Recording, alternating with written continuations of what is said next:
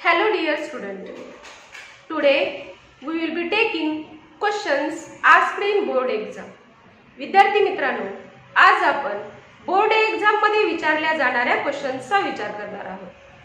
असे क्वेश्चन ते म्हणजे टॉपिक नुसार कशा प्रकारचे प्रश्न बोर्ड एग्जाम मध्ये विचारले जातात. आज आपण जो टॉपिक घेतलेला आहे तो टॉपिक म्हणजे 12वी बायोलॉजीचा chapter number 8 respiration and circulation. 12वीचा बायोलॉजी पेपर हा एकूण टोटल 70 मार्क्सचा असतो आणि प्रॅक्टिकल हे 30 मार्क्सचे असते.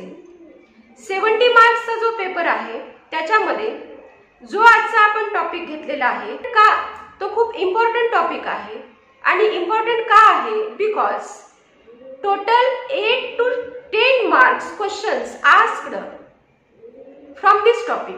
म्हणजे एकूण 8 ते 10 मार्काचे प्रश्न या टॉपिक मधून विचारले जातात. So our today's topic is 12th biology chapter number 8 respiration and circulation. Biology paper हा सेक्शन वाइज विचारला जातो. Section A, section B, section C, section D. Section A मध्ये 1 मार्काचे प्रश्न विचारले जातात. Section B 2 marks question, section C 3 marks question, section D 4 marks question असे मिळून प्रश्न विचारले जातात. 2023 या परीक्षेमध्ये बायोलॉजीच्या पेपरमध्ये बोर्डाच्या पेपरमध्ये एकूण 10 मार्काचे क्वेश्चन विचारले आहेत. 10 मार्क्स क्वेश्चन आस्क्ड. या 10 मार्काच्या क्वेश्चन मधून सेक्शन ए मध्ये 1 मार्काचा प्रश्न, सेक्शन बी मधून 2 मार्काचा प्रश्न, सेक्शन सी मध्ये 3 मार्काचा प्रश्न, सेक्शन डी मध्ये 4 मार्काचा प्रश्न असे एकूण 10 मार्काचे प्रश्न विचारलेले आहेत. So in section A from topic 8 respiration and circulation the question asked for 1 mark in the question number 1 7 नंबरचा क्वेश्चन जो विचारलेला आहे क्वेश्चन 1 मधला सेक्शन ए मध्ये क्वेश्चन 1 त्याच्यातला 7 नंबरचा क्वेश्चन आहे. In Hamburger's phenomenon dash dash. Option दिलेले आहेत. Option A chloride ion diffused into WBC, option B chloride ion diffused into RBC, option C sodium ion diffused into RBC, option D sodium ion diffused into WBC असे एकूण 4 option विचारलेले आहेत. आणि ह्या प्रश्नाचं उत्तर तुम्हाला पेज नंबर 159 वर सापडून जाईल. बायोलॉजीच्या पुस्तकामध्ये पेज नंबर 159 वर या प्रश्नाचं उत्तर आहे. आणि प्रश्न काय विचारलेला आहे. In Hamburger's phenomenon dash dash. Hamburger's phenomenon मध्ये ऑप्शन नुसार आपल्याला हे जे दिलेले आहेत ऑप्शन मध्ये नेमकं काय आन्सर आहे. तर Hamburger's phenomenon in Hamburger's phenomenon chloride ion diffuse into RBC असं त्याचं उत्तर आहे. That means option number B chloride ion diffuse into RBC. उत्तर काय आहे. Option B chloride ion diffuse into RBC. कारण हा जो प्रश्न विचारलेला आहे याच्यामध्ये काय म्हटलेलं आहे. In Hamburger's phenomenon.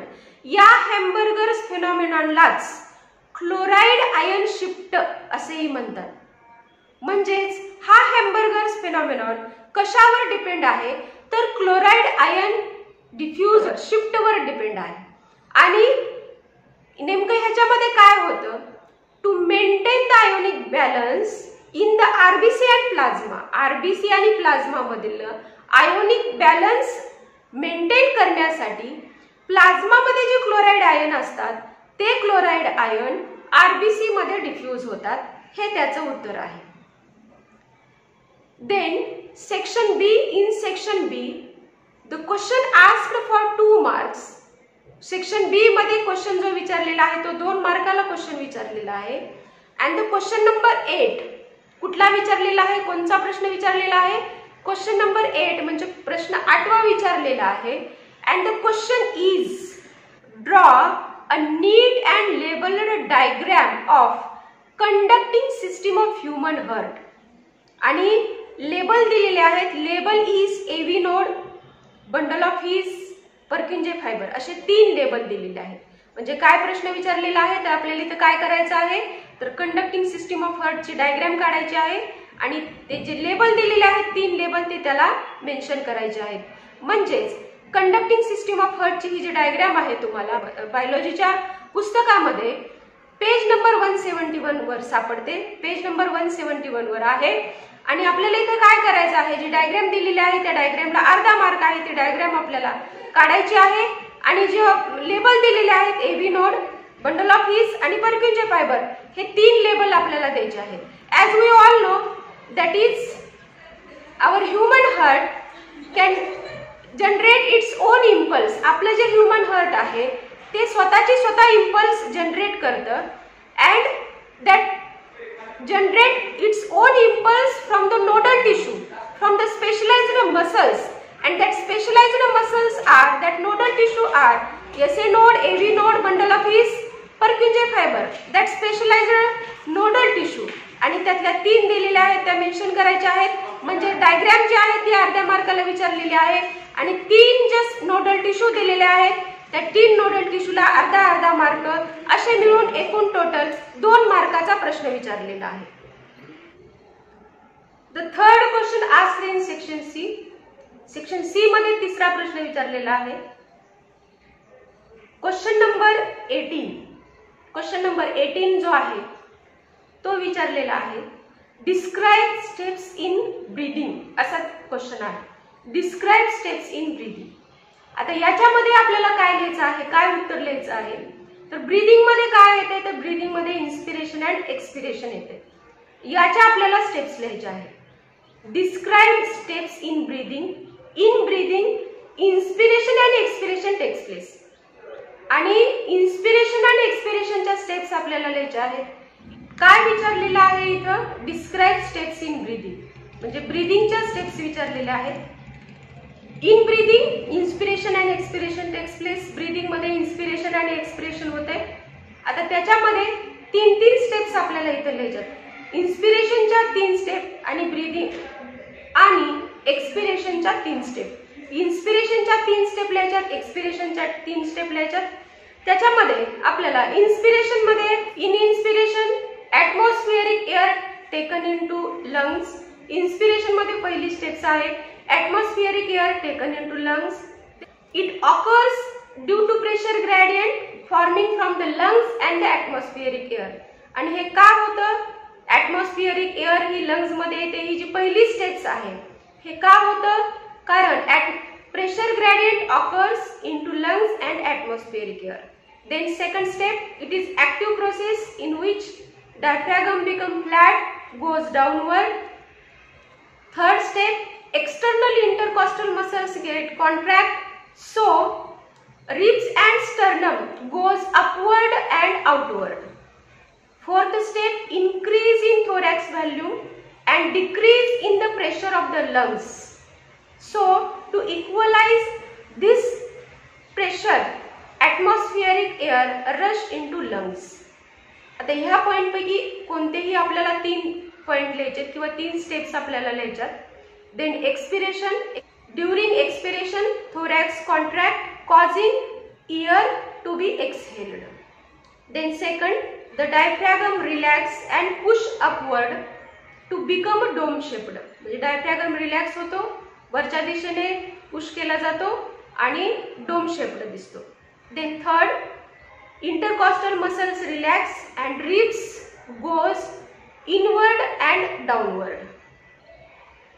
Then fourth, decrease in the thoracic volume, increase in the pressure of the thorax and lungs, increase in the pressure of the thorax and lungs, so inside the lungs air rush outside.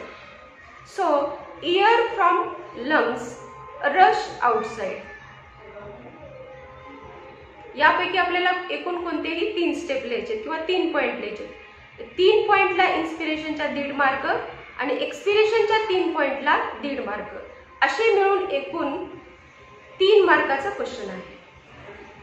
Then last question asked in section D. Question number is 27. Question number कुठला आहे तर 27 आहे. And what is the question?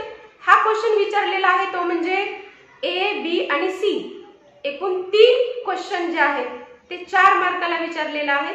What is question first which is asked? A, what is blood pressure? B, give the name of the instrument which is used to measure the blood pressure. And C, difference between artery and vein with reference to lumen and thickness of wall. म्हणजे 3 प्रश्न विचारलेले आहेत. पहिला प्रश्न जो विचारलेला आहे तो व्हॉट इज ब्लड प्रेशर असे विचारलेला आहे. And what is blood pressure? The pressure exerted by the wall on the wall of the blood vessels, that is called as blood pressure. त्यालाच ब्लड प्रेशर असं म्हणतात. हा 1 मार्काला विचारलेला आहे. Then second, then B, the instrument which measure the blood pressure and that instrument is sphygmomanometer. 1 mark. त्या इन्स्ट्रुमेंटचं फक्त एक नाव आपल्याला लिहायचं आहे आणि त्याला आपल्याला 1 मार्क आहे. स्फिग्मोमॅनोमीटर.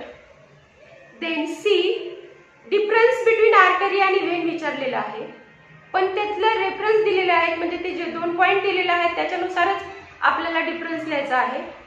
डिफरन्स विचारलेला आहे आर्टरी आणि व्हेनवर. पहिला पॉइंट दिलेला आहे lumen. Lumen of the artery is narrow, lumen of the vein is wider. Narrow and wider. And the thickness of the wall artery thick, wall thick and vein thin. म्हणजे इथं फक्त आपल्याला difference लिहायचा आहे. Artery मध्ये आपल्याला ल्युमेनचं लिहायचं आहे नॅरो, व्हेन मध्ये लिहायचं आहे आपल्याला वाइडर, आर्टरीचं लिहायचं आहे थिक आणि व्हेनचं लिहायचं आहे थिन. याला 2 मार्क. असे मिळून एकूण 4 mark. So student, total 10 mark asked in the board exam paper year 2023.